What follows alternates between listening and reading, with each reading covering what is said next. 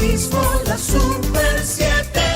José, hay una convocatoria abierta y se está trabajando en base a una convocatoria extraordinaria que hizo el Poder Ejecutivo al Congreso. Y le quiero preguntar sobre si usted cree que es posible que proyectos importantes que motivaron la convocatoria extraordinaria, como la ley electoral, como lo del fideicomiso público, si usted cree que es posible que se puedan conocer en los días que restan en la fecha de la convocatoria. Hay una advertencia de la Junta de que si no le aprueban que la son ley, 15 días, básicamente. Son 15 días, exactamente. 15 días de labor congresual. O sea, no trabajamos sábado, no trabajamos domingo. Ya los jueves los congresistas están saliendo para sus provincias, es decir, y los lunes no se trabaja porque están llegando. Es decir, son prácticamente 3 o 4 días lo que se trabaja en la semana. Entonces, con la intensidad, digamos, claro, el presidente tiene toda la capacidad de aprobar todos los proyectos que él quiera cuando él quiera. El presidente de la República. Claro. ¿Por qué? Bueno, porque tiene mayoría. Sin embargo, una mayoría mecánica. No se ha podido aprobar el proyecto de ley de fideicomiso público, no se ha podido aprobar la ley de la Junta Central Electoral. No, lo que ha sucedido con la ley orgánica electoral es que lo que se aprobó no gustó, porque se aprobó. Y ahora se han introducido una serie de cambios que para mí han constituido un retroceso en lo que era el proyecto original, sobre todo, digamos, por lo menos estos puntos. Lo que tiene que ver con la eliminación de la posibilidad de un voto automatizado. No ahora, en el proceso que viene, porque yo entiendo que no hay tiempo. Y entiendo también que el voto automatizado, hay que ser honesto, está desacreditado. Entonces requeriría, digamos... En el mundo. Bueno, pero sobre todo atrás. Aquí. En Brasil acaban de contar 100 y pico de millones de votos. Y hubo resistencia, pero... Al final, todo el mundo aceptó. Y hubo denuncia de fraude finalmente, el presidente. Bueno, como siempre, es los síndromes, sobre todo en un proceso tan cerrado y tan polarizado, son cosas que y el control se dan. Se supone que lo tenía el presidente. En Estados Unidos está alegando fraude. En Estados Unidos el voto automatizado, bueno, también se ha alegado fraude y qué sé yo, y Cambridge Analytica y muchísimas situaciones, pero lo que te quiero decir es que cerrar eso, que ni siquiera se contemple la alternativa de evolucionar a ese voto, cuando tú tienes toda tu actividad financiera en un celular y confías en eso, entonces ir a ejercer el derecho al voto y que rápidamente, es decir, en 3 horas después de cerrado el proceso de votación, o menos, o prácticamente en tiempo real pudiese ser también, como en Brasil. En Brasil veíamos en tiempo real el asunto, y tú veías en los bares en Sao Paulo, en Río y eso, la gente en un televisor bebiéndose su trago y cada voto que entraba, salía ahí instantáneamente, no en tiempo real. Tener los resultados rápidamente. Lo único que se contempló en la ley es el escrutinio, la posibilidad del uso de medios tecnológicos en el escrutinio, cosa que, bueno, yo ya estaba pensando que íbamos a ir como una vez que mi mamá fue presidenta de mesa. Recuerdo que le tocó ahí en el sector de los transformadores, ¿Y era ahí en Villa Duarte. No, había que salir con la valija y un guardia. Sí. Entonces el guardia se montaba en el vehículo en el que aparecía, y a veces en carro público. Yo llegué a ver a los presidentes de mesa cogiendo carro público con su guardia, el guardia con una M16, entonces hasta llegar a la junta del distrito o a la municipal que le correspondiera o lo que sea, a entregar la valija para que entonces ahí se abriera y empezar a contar votos. Es para atrás que vamos. O sea, entonces, ¿tú crees que no se va a aprobar la ley orgánica electoral? Parece que sí, que hay una voluntad política. Esta semana será aprobada en el Senado, y hubo una sesión maratónica el lunes de la semana pasada, e improvisada, porque ni yo sabía. A mí me llamaron por la mañana que el presidente del Senado quiere que usted participe, y yo dije, mija, pero yo estoy embarazada. ¿Pero dónde? ¿Que participe dónde? No, que hay una sesión de 9 a 4 de la tarde de la comisión de... Ajá, ¿y cuándo anunciaron eso? No, que eso en el fin de semana se decidió. Y estaba Finjo y estaba cosa. Yo, qué bien, porque yo no soy miembro de esa comisión. Yo no soy miembro de esa comisión, es decir, ¿pero cuál helicóptero? Por lo menos el helipuerto sí está ahí, lo que falta es el helicóptero. Entonces, Se alquilan, senador, se alquilan. No, pero yo no era miembro de esa comisión y lo que se quería quizá que uno participara como para... Que tuviera la información. y bueno, se aprobó en primera lectura, sin leer. Yo le decía a un colega senador que sabe muchísimo, Ramón Rogelio Genao, y Ramón, Que sabe mucho, es el mínimo. El que más sabe. el que más, pero que un Sabía. veterano, es un veterano, no sabe, sigue sabiendo y Aquí no tenemos- más grande que nunca. Cuando Cuando tiene aquí que no nunca sabe. para de aprender. Aquí tenemos Mira, una prueba del por qué no. nunca para de aprender. Después que lo que le hicieron en el Partido Reformista, mire, eso está en duda. No, pero todo eso tú crees, una cosa es lo que se ve y otra la verdad. Mira, entonces, Fue sin leer, se aprobó sin leer. el Sin proyecto. leer. ¿Y qué usted le decía entonces a Ramón? no, ahora lo vamos a leer. No, yo le decía a Ramón Rogelio. En la segunda lectura lo ¿Tú lee. te crees que es justo? Eso incluso yo le decía, habría que nosotros debemos plantearnos modificar los reglamentos. ¿Tú crees que es justo que un Congreso apruebe una ley tan fundamental como la reforma de la ley orgánica electoral a la 1519 y no sabe, y estamos de que sí, que porque lo vamos a leer después? Entonces aprobado en primera lectura y no sabemos lo que estamos aprobando, no Eso lo es hemos grave, leído, eso no es lo hemos grave. visto. Eso es grave. Entonces, y el otro tema es el transfugismo, que realmente no queda claro. El transfugismo preelectoral. Todavía porque no queda claro. Yo soy de los que cree que el transfugismo postelectoral, la Constitución de la República no permite ningún tipo de regulación, es decir, de sanción a los que se vayan luego de obtenido el cargo. Porque hay... ¿Qué es el transfugismo preelectoral? Por ejemplo, Bueno, el que participa en un proceso de primaria, por ejemplo, pierde. Es decir, usted yo está aspiro... refiriendo a Leonel Fernández No, y no, lo que no. ocurrió No, el 6 de octubre. Ay, No, no. Leonel No, fue uno de tantos que ejercieron esa posibilidad, pero eso es un tema, primero, que no inició en el 2019. Es decir, No, pero es una práctica pero perdóneme, que los partidos perdóneme. incluso se habían planteado erradicar y por eso en la ley electoral, tanto en la ley de partidos como en la ley orgánica, incorporaron la figura del tránsfuga. Pero perdóneme, José, lo que quiero es que la gente que nos ve o nos escuche entienda de manera clara a qué usted se refiere. Pudiera, eso que hizo Leonel Fernández, pierde una primaria interna en su partido, se va del partido como quiere candidato, eso es lo que usted está hablando. Que Correcto. que se busque una herramienta para impedir que eso ocurra. Claro, o el alcalde de tal sitio que perdió en su partido y de repente es candidato por otro. Es una regulación para fortalecer el sistema de partidos y para evitar el fraude al elector primario y el uso abusivo del derecho a ser elegido, que es el derecho pasivo del sufragio. Entonces, que ya se ejerció en el proceso primario, por ejemplo, y tú dirías, puedes perfectamente a través de una regulación de ese derecho fundamental que la Constitución perfectamente permite y está establecido en el artículo 74 cómo lo hace, el legislador puede decir, no, usted tiene que esperar el próximo proceso para presentarse de nuevo porque ya usted agotó su oportunidad. Pero eso es menos malo, José, del candidato que posteriormente gana y se va con toda y la candidatura, o sea, traicionando al elector del partido X que votó por él en esa organización y se va para la otra y se lleva su candidatura, su senaduría, su Lo que pasa es que ya él diputación, su ganó alcaldía. y fue electo por un grupo de ciudadanos que pueden ser miles, hasta millones, o cientos de miles, como ocurre por ejemplo con los senadores del distrito o de la provincia, que son electos por muchos votos. Y ya tiene una doble, digamos un doble mandato, uno representar a su organización, pero el otro representar a todos los ciudadanos, sin importar de qué partido sean, sino por haber recibido ese voto. Entonces ya ahí es más difícil, digamos que despojarlo del cargo en virtud de que él decida ir a otra organización o constituir un nuevo bloque o lo que sea, porque ya él tiene un deber de representación, un mandato del soberano. Entonces ahí sí, digamos que es más difícil. En este caso el mandato del soberano, aunque sea el primario, el elector primario, fue que no participara del proceso. O sea, perdió.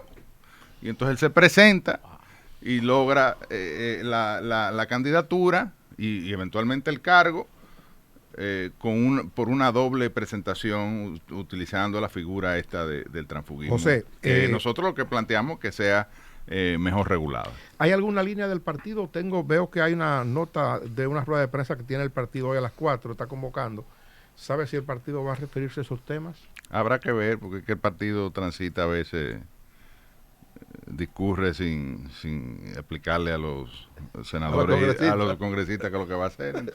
Entonces usted no sabe lo que va a pasar. Grave, gravísimo, porque a veces nosotros estamos cantando bachata y ellos están en merengue, entonces como que no se oye bien. Pero la usted ha cosa. dicho algo, espérese. Eso es grave, José. Sí, pero no lo Es grave. No, Pero pero estamos tratando, es grave, pero estamos tratando de No hay arreglarlo. sintonía entre usted y el partido. Lo que, A veces, de hecho, No se afina la línea. Y sobre todo que ustedes no son tantos. como a para que veces no ni se hay afinen. línea o no se dan cuenta de que se está conociendo un proyecto de ley, porque de la dinámica, sobre todo, digamos que en lo Es que la comunicación, en estos casos sucedió en lo de la ley orgánica electoral. Se aprobó una ley y después resulta que el partido tenía una serie de Se observaciones. aprobó la ley y el partido tenía observaciones posteriores a la aprobación de la ley. Correctamente. Pero y fatal. no debería de ser al revés, senador, porque lo que están en el día a día, en el ejercicio legislativo, son ustedes. Claro. No debería de ser una iniciativa de ustedes acercarse al partido y discutir con el partido justamente sus posturas con respecto a la ley. Bueno, sí, lo que pasa, eso pudiese ser una mecánica, lo que pasa es que lo que tradicionalmente se ha hecho y lo que está ahora mismo funcionando, creo que hemos hecho un mea culpa y eso se va a mejorar, es que el partido traza una línea, digamos que congresual. El comité político maneja la política Claro. del Congreso. Hay un enlace que ¿cuál es el enlace? temo, es el enlace con el está Congreso. Está fallando, parece. Él se reúne todos los martes, sobre todo con los diputados, porque como los senadores somos tres, por teléfono se puede resolver. Porque no es tan complicado. Claro, pero que a veces yo creo que, no sé, fallan en el tema Y los de... tres no son miembros del comité político también. No, dos de los senadores. Pero, No debería ser tan senador, hay difícil. otro aspecto importante y es el Código Penal. Créeme, a veces se complica. El Código Penal que se está discutiendo en el Congreso, pero parece ser que ahí también hay diferencias, porque es un código que ustedes aprobaron, lógicamente, con las tres causales. Yo recuerdo toda la historia, ¿verdad? Que incluso fue devuelto. Pero ahora dicen en el Senado que está listo para aprobarse el código. E Iván Lorenzo dice que no, que el PLD va a batallar, va a defender los derechos de la mujer, las tres causales en el Senado. ¿Cuál es la posición definitiva del PLD ahí en el Senado con respecto al Código Penal? Está en formación. La posición, yo te diría que está en gestación. Evidentemente el PLD es un partido progresista que tiene una base ideológica y defiende, digamos que el derecho de la mujer a decidir sobre su cuerpo, ¿no? Y en esto, evidentemente, en términos formales, el partido apoya las tres causales. Y la teoría de que es mejor sacar las tres causales y aprobar una ley aparte para salvar el código, porque tenemos más de 40 años discutiendo Pero, la reforma. Vamos a llegar ahí, pero déjame... Bueno, pero con los problemas que ustedes déjame- tienen entre los senadores y el partido difícilmente lleguen, porque usted acaba de decir que no hay Hombre, línea. pero Pero está resolviendo. eso ya se resolvió porque se llamó la atención. De hecho, quizás ahí yo hago lo que decían los griegos, una especie de catarsis, ¿no? ¿Verdad? Cuando me refiero a estos temas públicamente. El partido, el comité político en ese caso tomó la decisión de dejar a los legisladores libres en torno a si apoyan o no las tres causales. Un tema que divide al pueblo dominicano, que divide a la sociedad dominicana, pero divide a los partidos. Aunque el PLD sea progresista y tenga formalmente una, digamos, determinación de defender el derecho de la mujer de decidir si continúa o no con un embarazo, en el caso de estos tres, en las tres condiciones que están planteadas por... realmente cada legislador tiene su posición. Hay gente que no, son pro vida y hay gente que apoyan las tres causales. Para mí la solución, y yo creo que al final de cuentas el vocero también, aunque él tenga esa postura, pues se decantará por eso. La solución es que dotemos al país de un código penal, que dicho sea de paso, el Código Penal vigente es de 1805. Fue adoptado en 1884, pero tiene 217 años. Es el código napoleónico para la Francia de Napoleón. Correcto.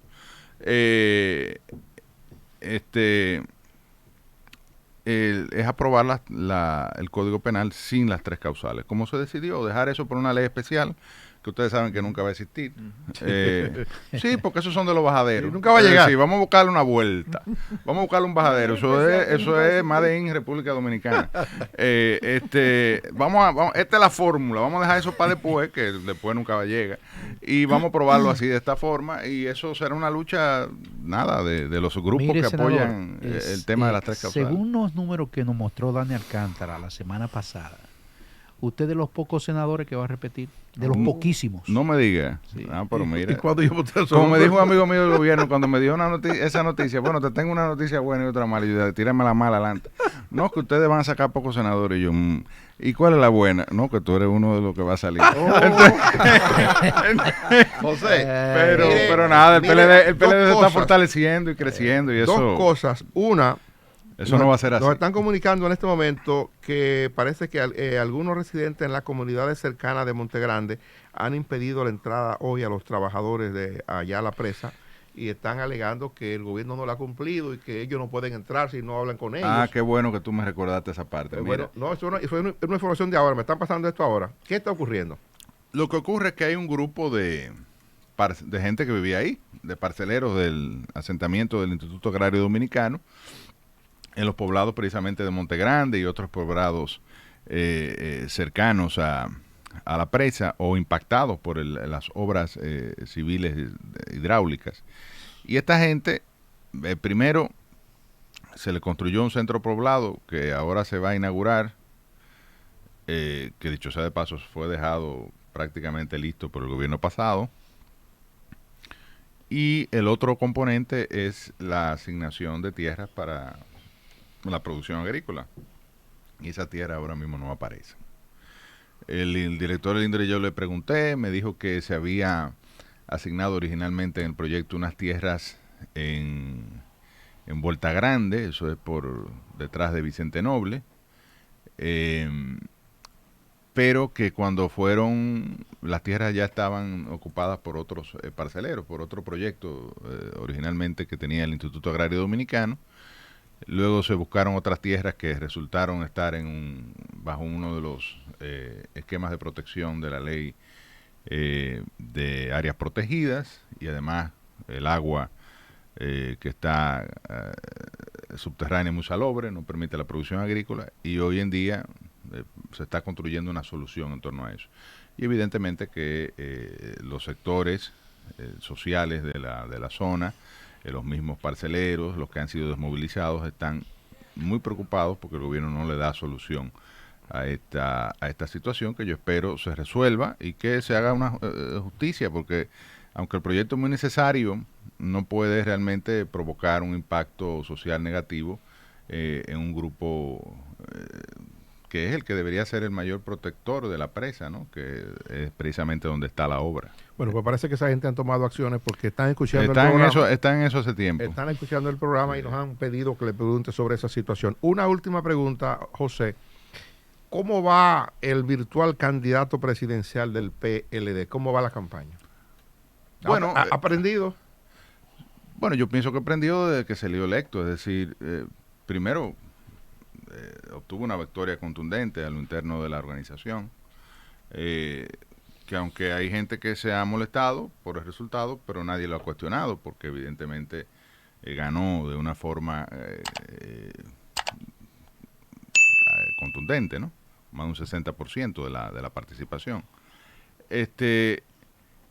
Y inmediatamente los estudios de opinión empezaron a colocarlo en el segundo lugar, por encima incluso del expresidente Fernández, que había, digamos que, estado solo en el escenario de la oposición, porque el PLD se debatía entre 5 aspirantes, sobre todo 3, digamos.